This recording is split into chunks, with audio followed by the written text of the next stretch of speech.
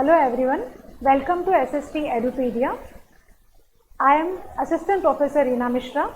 Today I am going to take the second session of the topic Introduction to Custom Law. This is the chapter which is there for TY BAF semester 6 Indirect Taxation. So in the earlier session I have recorded with the introduction of custom law, that is how it is invented and it is incorporated in the Indian economy.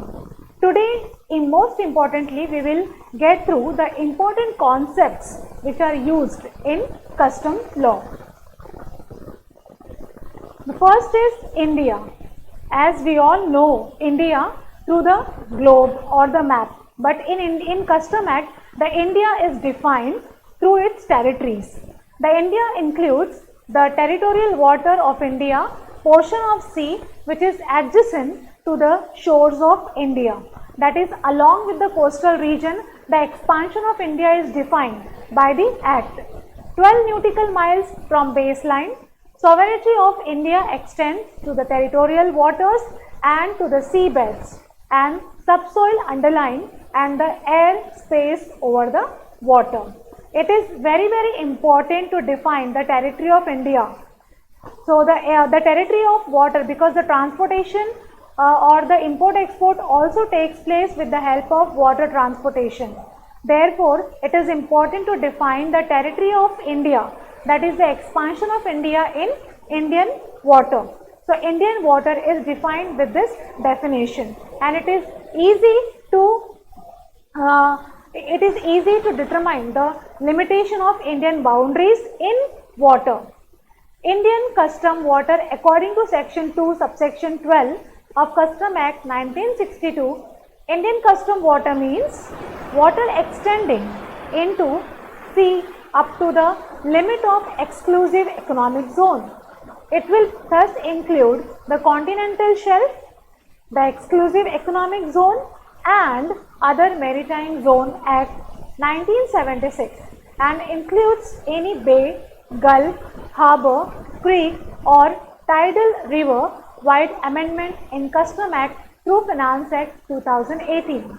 Since the terms are very technical in its own way, these all terms are related to the boundaries of India, which is very important to determine the area of Custom Act. Exclusive economic zone, let's understand. It extends up to 200 nautical miles from the baseline. In this zone, India has exclusive right to exploit it for the economic purpose. The exclusive economic zone is that area which is utilized by the Customs Act or the customs for the growth of economic aspect of India. High sea. Beyond 200 nautical miles, the area is known as high sea.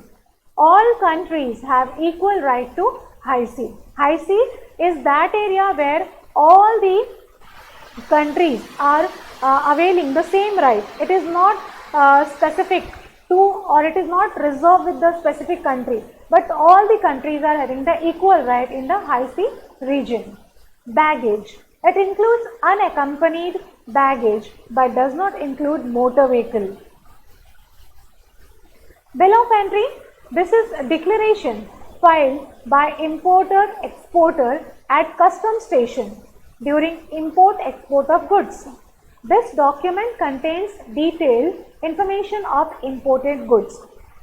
Bill of entry, we are going to learn about this particular terminology in the forthcoming chapters, but as of now, we will just have a idea that this is a document which is actually containing the information regarding the goods going to be imported or coming to Indian territory. So it is a brief detail or information we can call about the goods which is going across the Indian territory or which is coming into Indian territory. Goods, it includes vessel, vehicle and aircraft, stores, baggage, currency and negotiable instrument and any kind of movable property. Goods along with the main articles which is going to be exported, the vessel, or we can say the means of transportation through which the goods are going to be exported or imported.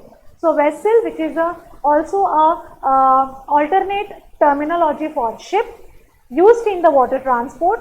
Vehicle which is run on the roads, and aircraft, that means of air transport. Stores, that is those things which are kept in all these mode of conveyance for the purpose. And baggage, as well as the currency and negotiable instrument. These any kind of goods or other movable goods are known as goods. Person in charge means in relation to a vessel, the master of the vessel.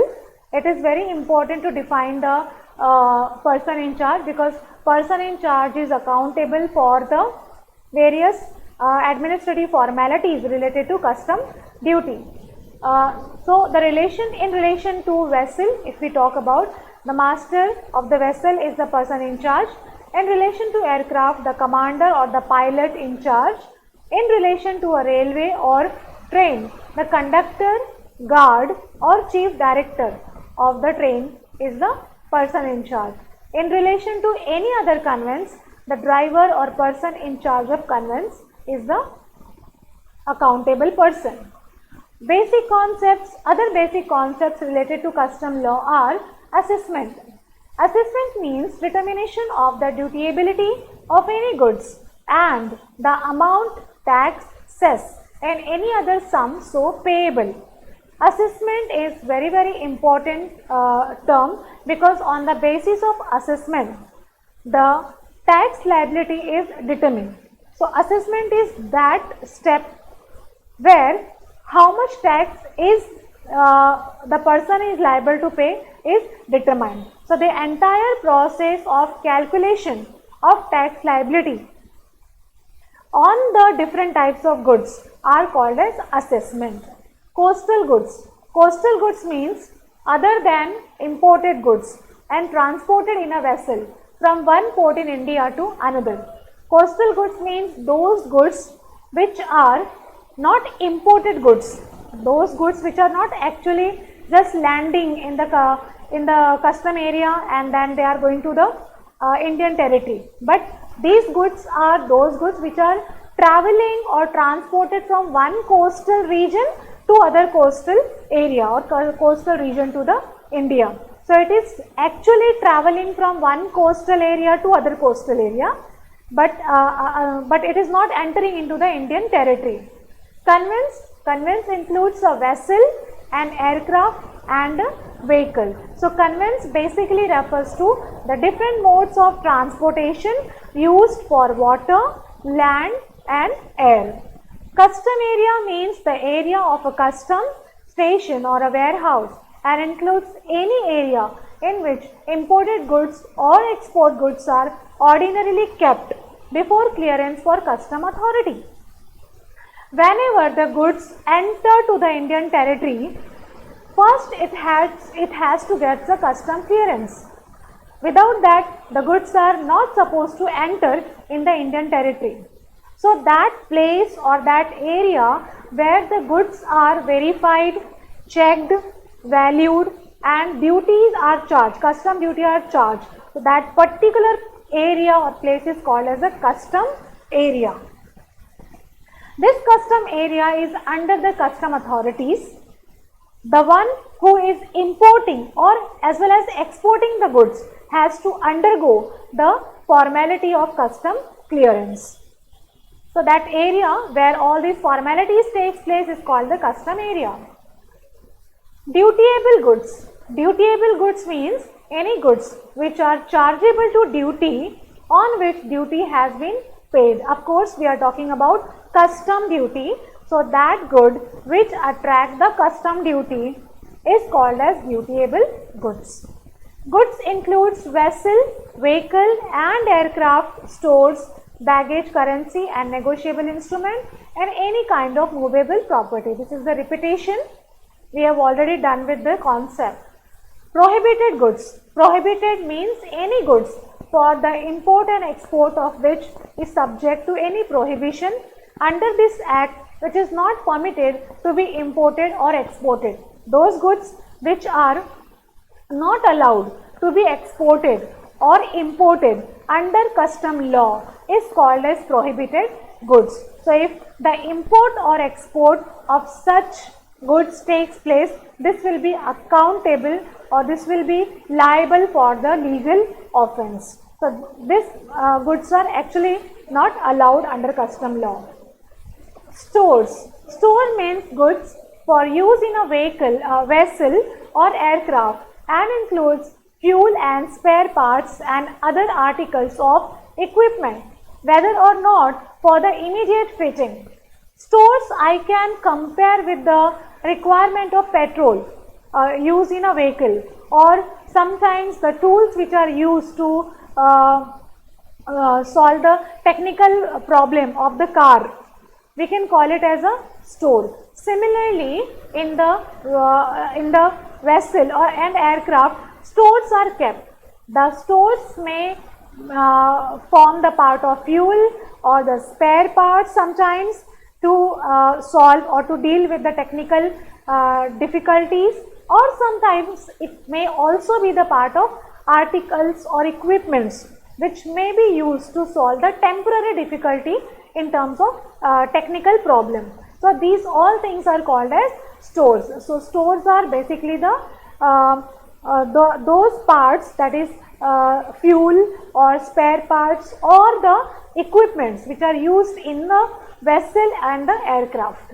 Notes: any goods for use in a vessel or aircraft shall be regarded as stores. Any goods used in a vehicle shall not be regarded as store. Vessel, vehicle and aircraft. Word vessel is used for ship, because we are going to use this word again and again in this subject. So let's understand the clear picture of it. Vessel is nothing but the big ships or the cruise which are utilized for the import and export purpose. Vehicles, what? Vehicles, different vehicles which are used in the road transport are truck, bus, train and other vehicles, those who are used for the domestic as well as for the international transportation. Are aircraft for aerospace, helicopter, etc. Functions of Custom Department. What is the main function for which the Custom Department is established? The functions are collection of custom duties on imports and exports as per law. This is the first and very important objective for the establishment of Custom Department, that is to collect the custom duty on imports as well as the exports as per Custom Act. Since the different types of duties, different types of cess are charged depending upon goods to goods. So that is computed as per Custom Act by the department. Enforcement of various provisions of Custom Act. Again, to enforce, that is to implement, to bring into action the various laws which is laid down by the Act is the other function of the department. Discharge of agency function and enforcing prohibition and restriction on imports and import of various legal enactment. Again, the Custom Department prohibits the unwanted import and exported goods, as well as they are compelling, they are enforcing the implementation of the custom law. Prevention of smuggling. Smuggling stands for the unlawful import or export of goods across the Indian territory. So prevention of smuggling is also one of the important functions of the Custom Act. Then international passenger clearance, along with the goods, the passenger clearance and to detect those passengers is one of the function of the Custom Department. The different types of duties, as we have a separate chapter to learn about the custom duty, but before that let's have a introduction to different names of the duties levied. So as we know, custom duty is the primary duty, the basic duty, but along with custom duty there are other duties also charged on the goods imported or exported. Those other duties are, along with the basic custom duty, additional custom duty, special countervailing duty, safeguard duty, anti-dumping duty, protective duties, integrated goods and service tax, compensation cess, and social welfare charge. The purpose of each duty is different. Each duty is charged with some objective, and that's why the name and the rates of the duties differ. The calculation of the duty also differ from each other. So we will see this in the different chapter, that is types of duties, but these are the various duties which are charged along with the custom duty depending upon different goods which are imported in India or exported from India. So today we have completed with this the first chapter, that is introduction of custom law. So next there will be more inputs available for the further chapter related to Custom Act. Till then, thank you.